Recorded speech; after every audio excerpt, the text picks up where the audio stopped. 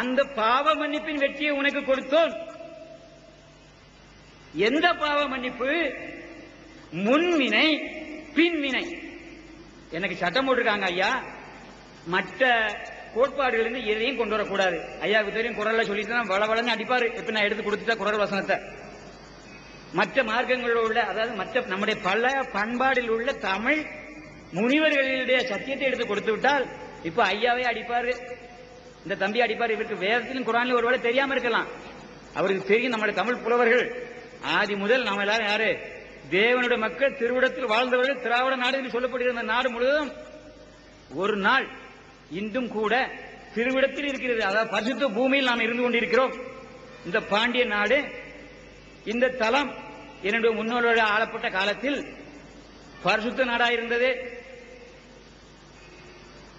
நான் சில கதைகளை சொல்லிப்பேன், நேரம் கடந்து போனக்கா நான் அந்த கதைகளை விட்டுறேன், கதை சொல்லல. இந்த பாண்டிய நாடு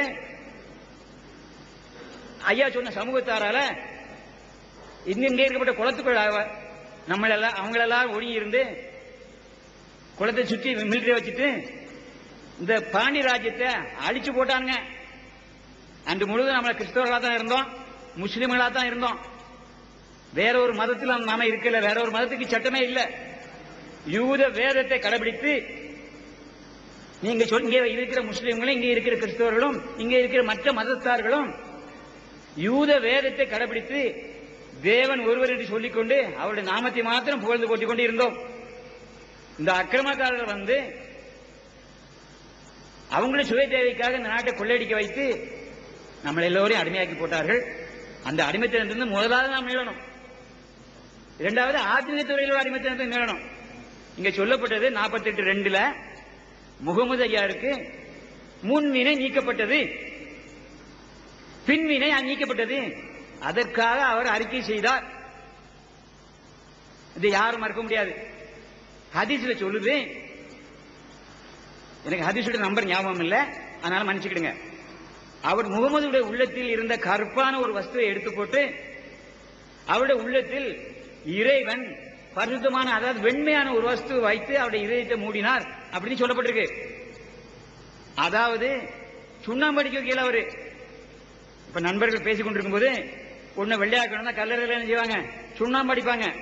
அந்த சுண்ணாம்பு அடிக்கிற கிளியை சொன்னாங்க. நான் சொல்லுறேன், அவருடைய உள்ளுப்புறத்துல சுண்ணாம்பு அடிக்கிறது வெளியே, கல்லறைக்கு வெளியே. நான் இப்ப செத்து போனா எனக்கு வெளியே என் பிள்ளைகள் கல்லறைக்கு வெளியே அடிப்பாங்க, 4 பேருக்கு சோத்தை போடுவாங்க. இது அல்ல, முகமதுடைய இதயத்தில் கொடுக்கப்பட்ட அங்கே இருந்து இருளான கருப்பான விஷயத்தை எடுத்து போட்டு அங்கே ஒரு வெண்மையான வஸ்து இறைவன் கொடுத்தார் என்று ஹதீஸ் சொல்லப்பட்டிருக்கிறது என்று நண்பர் ஜைனுலாப்தீன் அவருக்கு தெரியும். எனக்கு வசனத்தை சொல்ல முடியாது, அவருக்கு தெரியும். என் தம்பி ஹசனுக்கு தெரியும். அவர் உள்ளத்திலிருந்து கருப்பான ஒன்றை எடுத்து போட்டு அதில் வெண்மையான ஒன்று வச்சிட்டார். அதாவது வெள்ளையடிக்கவில்லைங்க. தேவன் கடவுள் அல்லாஹ் தம்முடைய பரிசுத்தத்தை கொண்டு அவரில் உள்ள கருமையான இடத்தை எடுத்துவிட்டு அதற்குள் வெண்மையான ஒன்றை வைக்க பண்ணினார். அதுதான் அந்த ஆத்மா. ஆத்மாவில் வெண்மை வைக்கப்பட்ட போது அவருடைய பின்வினை, நான் காலையில் சொன்னேன், சிலந்தி பூச்சிய, அந்த சிலந்தி பூச்சியை கொல்ல பிறகு அது என்ன செய்யல? கிரியை செய்யவில்லை. அதுவரையிலும் அந்த சிலந்தி பூச்சியினுடைய உடலில் இருந்து வெளிப்படும் அந்த நூலாம்பாசியானது வீட்டு முன்னால் கூடு கட்டி அங்க இங்கே கூடு கட்டி கொண்டே இருந்தது. இந்த வெண்மையான வஸ்து அவருக்கு வைக்கப்பட்ட பிறகு அவர் பாவம் செய்யவில்லை. அதாவது முஸ்லீம் மக்கள் மத்தியில் அவர் இருந்த காலத்தில் நான் எந்த தவறையும் செய்திருப்பார்கள் என்று நான் ஏற்றுக்கொள்ள மாட்டேன். அவருக்கு பின்னானவர்கள் நாட்டின் ராஜ்ய பாரம்பரியம் பண்றதற்காக ஒருவேளை இந்திய தேர்தலில் நீங்க சிரிக்க முடியாது சொல்லப்பட்ட காரியங்களை அவர்கள் ஓமித்திருக்க கூடும். கிறிஸ்தவர்களும் உண்மையிலா இல்லாமல் இருந்திருப்பார்கள். மனிதன் சில காலம்தான் கடவுளை நோக்கி வருவான், கொஞ்சம் வாழ்வு வந்தோடனே மாறிடுவான். அடிக்கடியாக பிசாசானவன் சாத்தானவன் அவனை அடிக்கடியாக அவனை, அதாவது சொல்லப்பட்டிருக்கிறது 7ஆம் அதிகாரத்தில் 7:17 வருஷங்கய்யா, குர்ஆன் 7:17.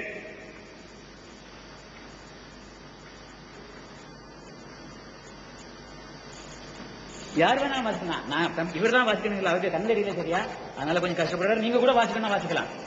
அவன் இப்லீஸாகிய அவன் இறந்தோரை எழுப்பும் நாள் வரை இறந்தோரை எழுப்பும் நாள் வரையிலும் நீ எனக்கு அவகாசம் அளி என்று கேட்டான். தொடர்ந்து வாசிங்க. இறைவன் நிச்சயமாக நீ அவ்வாறு அவகாசம் அளிக்கப்பட்டது யாருக்காக இருக்கின்றாய். போதும். இப்ப என்ன சொல்லப்பட்டிருக்குது? மரித்தோரை எழுப்பு. உங்க எல்லாருக்கும் விசுவாசம் உண்டு. மரித்தோரை எழுப்பு நாள் உண்டு, கியாமத் நாள் உண்டு. கியாமத் நாள் வரையிலும், மரித்தோர் எழுப்பப்படுகிற நாள் வரையிலும், அந்த நாள் வரையில் என்ன இங்கே விட்டுரு. நான் உன் ஜனங்கள் மத்தியில் அக்கிரமம் பண்ணுவேன். அவர்களை முன்னும் போக விட மாட்டேன், பின்னும் போக விட மாட்டேன், வலதுபுறமும் சாய விட மாட்டேன், இடதுபுறமும் சாய மாட்டேன். அவர்கள் நடுவில் உட்கார்ந்து கொள்வேன். நடு எது? மனிதனுடைய நடு எது? மனிதனுடைய நடு எது? இந்த இருதயம். இந்த இருதயத்துக்குள்ளே ஆண்டவன். நம்ம சிறிய தெரியும் சொன்னோம்னா என் மனசு சரியில்லைன்னா சொல்லுவோம். என் தலை சரியில்லைன்னு ஒரு தூரம் சொல்றது இல்ல. என் மனசுக்கு சரியில்லையா? எங்க கை வைக்கிறோம்? ஆத்மா இங்கதான் இருக்கு. ஆத்மா இங்கதான் இருக்கு. நமக்கு ஆண்டவன் கொடுத்த ஆத்மா அந்த இருதயத்தில் தான் இருக்குது. இருதயம் திருக்குள்ளது. மனிதனுடைய இருதயம் திருக்குள்ளது. இது பாவத்தை உண்டாக்கும், பாவத்தை செய்யும். பரிசுத்தமாக உண்டாக்கப்பட்ட மனிதன் ஆதாமா வழியெடுக்கப்பட்டு அவனுடைய இருதயம் இருளடைந்தது. முகமதுடைய இருதயம் இருளடைந்தது. 48:2 சொல்லுது. இல்ல, ஆனா அவர் முன்னுள்ள பாவத்துக்கு அறிக்கை செய்ய வேண்டிய அவசியமே இல்லை. 48:2 முன் வினைக்காக அவர் அறிக்கை செய்தார். ஏன்? அவருக்குள் இருந்தது. அவர் ஒத்துக்கொண்டார். மனிதன் தான் பாவி என்பதை முதலாவது ஒத்துக்கொள்ள வேண்டும். மற்றவங்க எப்படி போகட்டும், முஸ்லீம் என்று சொல்கிறவரும் கிறிஸ்தவன் என்று சொல்கிறவரும் முதலாவது தான் செய்தது பாவம். தனக்குள் பாவம் உண்டு. இன்னைக்கு தம்பிமார், எனக்கு தம்பிமார் சொல்ற மனுஷனுங்க, பெரிய சகோதரர்கள் எல்லாம் அதை குறித்து பேசுனாங்க. ஒரு 2 மணி நேரத்தில் பேசினாங்க. இவைகள்லாம் என்ன? ஆத்மீயத்துக்கு அடுத்த அந்த பூச்சி உண்டாக்குகிற வலைகளை சொன்னார்கள். இயேசு கிறிஸ்து மீது சில குற்றச்சாட்டுகளை அவர் ஒரு பாவி என்று சொன்னார்கள். யார் சொன்னது? குர்ஆன் இருந்து நான் அதற்குரிய காலம் வரும்போது உங்களுக்கு விளக்குகிறேன். என்ன சொன்னாரு? அந்த முகமது யூதர்களை வெறுப்பதற்கு காரணம் என்ன? இயேசு கிறிஸ்துவை அவர் பார்த்தார். உள்ளத்தில் அவருக்கு தெரியும். அவர் ஒரு பரிசுத்த மகானே அவருக்கு தெரியும். அவர் இறைவனுடைய வாக்கால், இறைவனுடைய அருளால், இறைவனுடைய வார்த்தையால் உண்டாக்கப்பட்டவர்கள் முகமதுக்கு தெரிந்தது. அவர் ஏற்றுக்கொண்டிருந்தார். இந்த யூத ஜாதி அது ஒரு மிருக ஜாதி. அப்படி சொல்லும்போது உங்களுக்கு சந்தோஷமா இருக்கும். ஆனால் அவனை தான் கடவுள் தன்னுடைய ஜனனி சொல்றாரு. அந்த மிருக ஜாதி நாம சொல்ற ஜாதிய. ஏன்னா நாம திருவிடத்தில் இருக்கிறோம், பரிசுத்த பூமி திராவிட நாட்டில் இருக்கிறோம். ஐயா பெருமைப்பட்டு போறாரு அரசியல் கவுட்டத்தில் போயிட்டு. திருவிடம் என்றால் பரிசுத்த தலம். இந்த தமிழ்நாட்டில் நாம இருக்கிறோம். இந்து தேசம் முதல் எத்தியோப்பியா தேசம் வரையான 127 நாடுகளிலும் இந்த வேதம் யூதர்களால் பரப்பப்பட்டது. கிமு 520 ஆதாரத்தோட எஸ்தருங்கிற அதிகாரத்தில் இருக்குது. அந்த சப்ஜெக்ட் வரும்போது நான் பேசுறேன். இப்ப நான் எனக்கு பேசுறதுக்கு அங்க இடம் இல்லை. பைபிளை திறக்கிறதுக்கு எனக்கு உரிமை இல்லை. அதனால இதை நிறுத்திக்கிற இப்படியே. இப்ப நான் வந்த இடத்திற்கு, அப்போ நான் கடந்த இடத்துல இருந்து, விட்டு போன இடத்துல இருந்து நான் இப்போ பேச போறேன் உங்களுக்கு. இப்ப நீங்க எல்லாரும்